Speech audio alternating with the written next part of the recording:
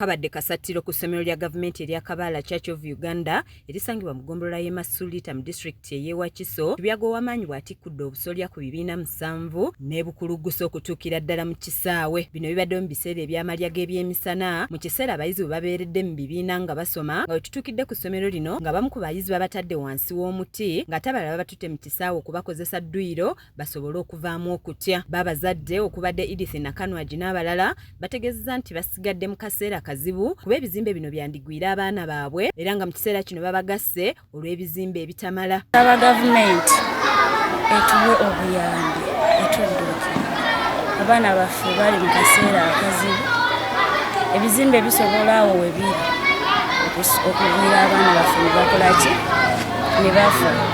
So mubweraliikirivu tusaba batuwe obuyambi obw'amangu kuba abaana bali mu matigga ate nga tamu ekyagenda mu maaso. Yakulira essomero lino Charles Muyanja ayogedde ku kizibu kye bafunye, agamba nti abayizi bakukosebwa naddala bali mu bibiina ebya waggulu, ng'agamba nti aliko abantu bawandiikidde amabaluwa era n'agumya abazadde nti tewali kweraliikirira kwonna. Wandiise ebbaluwa okugenda mu bakama bange era kyensuubira mu bwangu bagenda kuddamu. Mukama waffe yamanyi, Bonadi akimanyiko, Paawo akimanyi, atwala mu byenjigiriza bonna badde mbagambyeko ku nsonga eyo. Abazadde bagira bagumiikiriza embeera eriwo yakaseera buseera kyemmanyi tujja kumala tuddeyo ebizimbe babisereke bulungi era tuddemu tusome nga bwebadde. Ye ssentebe w'ekyalo kino Michael Kasawo agamba nti guno mulundi gwakusatu ng'essomero lino libambukako akasolya nga tebamanyi kizibu kino kwe kiva era nawanjagira abazira kisa okuvaayo kubadduukirira. Mulundi gwakusatu nga libambulukuka. Tujja gamba nti abazimbi b'edda baali babi, tuba baaliwo nabo babadde babi. Twebuuza ekibambula essomero lino tetukimanyi. Ebizimbe ffe byali birungi nnyo, nebaza Katonda abaana baffe obutafa.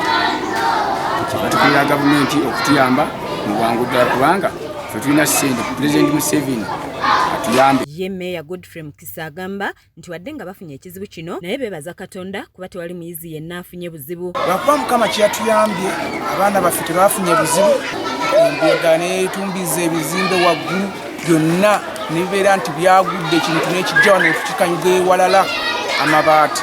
N'olwekyo basibe ne bannyabo tusaba ku buyambi obwo.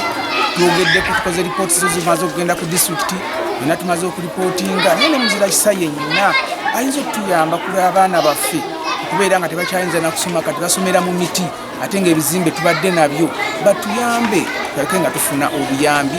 Town Clerk Nakawala Helen awanjagidde Ssaabaminisita w'eggwanga lino Robina Nabbanja Musafiri okuvaayo okulaba ng'adduukirira abaana bano kuba nabo tebamanyi kyakuzzaako. Badde nsaba bazira kisa bonna basobola okukwatirako abaana bano basobole okuddayo mu bibiina basobole okusoma.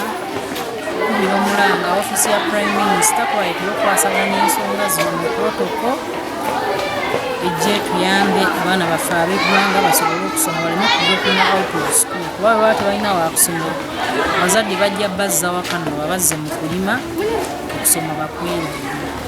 Kiza Peter yakusakidde eggulire lino ku lwa KSTV agaleero.